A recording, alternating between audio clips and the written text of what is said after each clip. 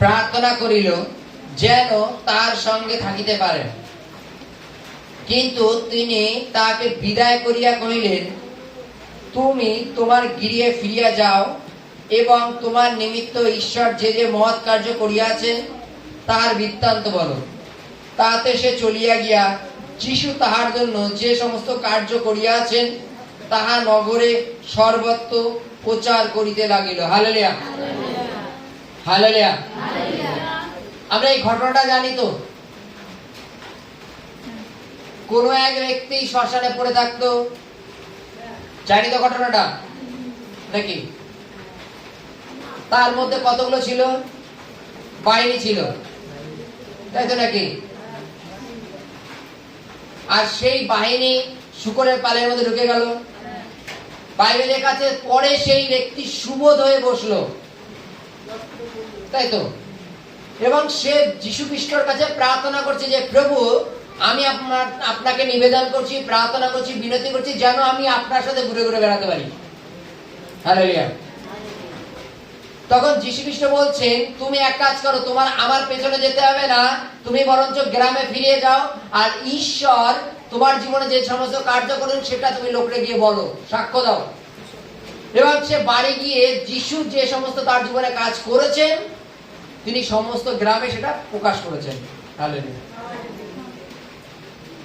আজকে আমরা প্রত্যেকে যখন আমরা মন পরিবর্তন করছি, এখন তুমি ওই পুরাতন যেগুলো আমরা ছেড়ে এসেছি সেগুলোর কথা একটুখানি ভেবে দেখো তো।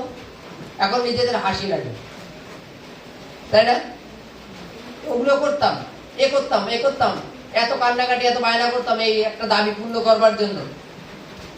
এখন বেশ ভালো আছি, হলে হলো, না হলে না হলো, তাই তো নাকি? হালেলুয়া। এখানে কি বলছে? সেই ব্যক্তি যিশুর সাথে ঘুরে বেড়ানোর জন্য, ঈশ্বরের রাজ্যের কাজ করবার জন্য যিশুর কাছে প্রার্থনা করছে যে প্রভু, আমি অনুরোধ করি আপনি আমার সাথে নিয়ে চলুন, আমাকে নিয়ে চলুন, আপনার সাথে আমাকে নিয়ে চলুন। হালেলুয়া। কেন? সেই ব্যক্তি এতদিন অসুস্থ ভাবে ছিল এবং তার মধ্যে কিছু মন্দতা ছিল। যখন মন্দতা তার থেকে বেরিয়ে গেছে, সে তার কাছে প্রার্থনা করছে। কিন্তু আমরা ভেবে দেখি, যখনই আমরা কোনো একটা সমস্যার থেকে বাইরে বেরিয়ে আসি, প্রথম কি করি? ঈশ্বর গৌরব করি না, আগে চলে যাই ট্যুর করতে, তাই তো নাকি? পার্টি শার্টি দিতে চলে যাই। আর এই ব্যক্তি বিনতি করছে, প্রার্থনা করছে যে প্রভু, আমি যেন আপনার সাথে থাকতে পারি। প্রভু বলছেন, না, তুমি এক কাজ করো, প্রথমে তুমি বাড়িতে যাও, বাড়িতে গিয়ে কি করো? বাইবেলে লেখা আছে যে তুই ঈশ্বর তোমার জীবনে যে সমস্ত কার্য করছেন তার সাক্ষ্য দাও। এই মুহূর্তে তাকে কে সুস্থ করলো? স্বয়ং প্রভু যীশু খ্রিস্ট। জাস্ট তর্ক করলো, মন্দ আত্মা শূকরের পালের মধ্যে চলে গেল, আর শূকর গিয়ে জলে পড়ে গেল। কিন্তু যীশু খ্রিস্ট বলছে, ঈশ্বর তোমার জীবনে যে সমস্ত কার্য করেছেন, এখানে কার্য কে করলো? যীশু খ্রিস্ট করলো। কিন্তু যীশু খ্রিস্ট বলছে যে ঈশ্বর তোমার যে সমস্ত কার্য করলো তার সাক্ষ্য দাও তুমি গ্রামে গিয়ে, বাড়িতে গিয়ে। বাইবেলের কাছে সে সোজা বাড়ি গিয়ে যীশু খ্রিস্ট তার জীবনে কি কি করেছেন সমস্ত বৃত্তান্ত গ্রামবাসীকে বলল। হালেলুয়া। দেখো একটা জিনিস, যে যার মধ্যে মন্দ আত্মা ছিল, বাইবেল লেখা আছে শিকল দিয়ে বেঁধে রাখলো, সে সেটাকে ছিঁড়ে চলে আসতো। বেরি কথার অর্থ কি?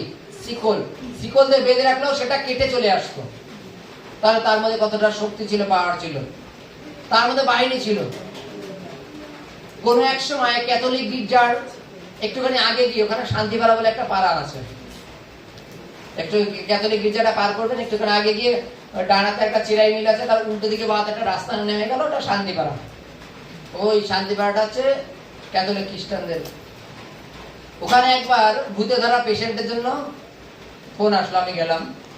তা যাওয়ার পরে আমার সাথে আরেকজন ছিলেন, আমার সাথে ওই অজিতদা ছিলেন।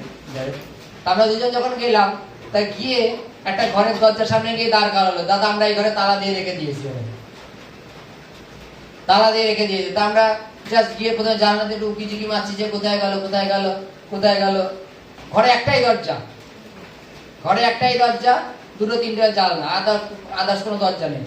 চারিদিকে উকি ঝুঁকি মারছি, জানলা দিয়ে দেখা যাচ্ছে না, ভিতরে অন্ধকার। তা যখনই তালা খুললো, যাকে ভূতে ধরেছিল সে পেছন দিয়ে আসছে। যাকে ভূতে ধরেছিল সে পেছন দিয়ে হেঁটে হেঁটে আসছে। অথচ তালা দেয়া করে। এটা কি করে হয়? হালেলুয়া। বাইবেলে লেখা আছে যে যে মন্দ আত্মাকে ধরেছিল তাকে বেড়ি দিয়ে বেঁধে রাখলো, সেটা ছিঁড়ে চলে যেত, সে বেরিয়ে চলে যেত। আর তারপরে যখন সে সুস্থ হয়েছে, কি করে সুস্থ হয়েছে? জাস্ট যীশু খ্রিস্ট তার কাছে আসলো এবং সেই দুষ্ট আত্মা ব্যক্তি বলছে, প্রভু আমাকে রসাতলে পাঠাবেন না, আপনি আমাকে নাশ করতে এসেছেন। যীশু খ্রিস্ট বলছে, তুমি এর থেকে বের হও। বলছে, আমরা বাহিনী, আমরা একজন নয়, আপনি শুধু আজ্ঞা করুন যেন আমরা শূকরের পালের মধ্যে চলে যেতে পারি। আর বাইরে লেখা আছে যীশু খ্রিস্ট আজ্ঞা দিয়েছে, যাও, বেরিয়ে যাও। আর শয়তানের সমস্ত বাহিনী শূকরের পালের মধ্যে চলে যাওয়ার পরে সেই ব্যক্তি সুস্থতা লাভ করেছিল। আজকে সেই সাক্ষ্য তিনি তার গ্রামে প্রচার করছেন। আজকে সামান্য আমরা কোন রোগ ব্যাধি থেকে যদি সুস্থ হই, তবু আমাদের টেস্ট মানি, আমাদের ধন্যবাদটা আমাদের পাড়ায় আমরা বিলি করি না। ঈশ্বর আমাদের জীবনে মিরাক্কেল করেন, সেটাও আমরা প্রকাশ করি না, আমাদের মধ্যেই থাক। লোকে যদি শুনতে পারে যে আমরা প্রভুর প্রার্থনায় গিয়ে সুস্থ হয়েছে, তাহলে লোকে আমাদের আরো নিন্দা করবে, না বলাই ভালো। সুস্থতা আমাদের মধ্যেই থাক, তাই তো নাকি? আজকে সেই ব্যক্তিকে দেখো, যেই ব্যক্তি সমস্যার মধ্যে ছিল, বেরিয়ে এসে প্রভুকে রিকোয়েস্ট করছে, প্রভু আমি যেন আপনার সাথে যেতে পারি। প্রভু বলছে, না, তোমার মাধ্যমে যে বড় সাক্ষ্য হয়েছে সেটা তুমি সমস্ত গ্রামে ব্যক্ত করো, কেননা সমস্ত গ্রামবাসীরা দেখেছিল তুমি যখন অসুস্থ ছিলে তুমি কিভাবে জীবন যাপন করতে। তোমাকে দড়ি দিয়ে, শিকল দিয়ে বেঁধে রাখার পরে তুমি পালিয়ে যেতে এবং তুমি নেই শ্মশানে, নির্জন স্থানে দিন রাতে এসে বসে থাকতে, এবং যে কেউ এই রাস্তা দিয়ে যেত তুমি তাকে ক্ষতবিক্ষত করতে, মারধর করতো তাকে, ওই রাস্তা দিয়ে যেত, শ্মশানের রাস্তা দিয়ে। এই যে বড় সাক্ষ্য, এই বড় সাক্ষ্য তুমি তোমার গ্রামে গিয়ে বলো, তোমার গ্রামে গিয়ে তুলে ধরো যে ঈশ্বর আমার জীবনে এইরূপ মিরাক্কেল করেছেন, যা যীশু খ্রিস্ট আসলেন, তিনি আমাকে এইভাবে বললেন, আর আমার মধ্যে থেকে শয়তান বেরিয়ে চলে গেল, আর আমি সুস্থতা লাভ করেছি।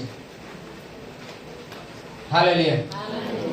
ঈশ্বর তার জীবনে কি করে মিরাক্কেল করেছেন, আর কতটা মিরাক্কেল করেছেন, যা কিনা আগে কখনো হয়নি। সে এত বছর ধরে ওইভাবে পড়েছিল, কিন্তু যা যীশু খ্রিস্টের একটা মুখের আওয়াজে সমস্ত মন্দতা বেরিয়ে চলে যেতে বাধ্য হলো। জাস্ট এই সাক্ষ্যটা তুমি সকলকে দাও, তাহলে সেই যীশু খ্রিস্ট কে? হালেলুয়া। যিনি তোমাকে সুস্থ করলেন তিনি কে? তিনি স্বয়ং ঈশ্বর। Hallelujah, hallelujah.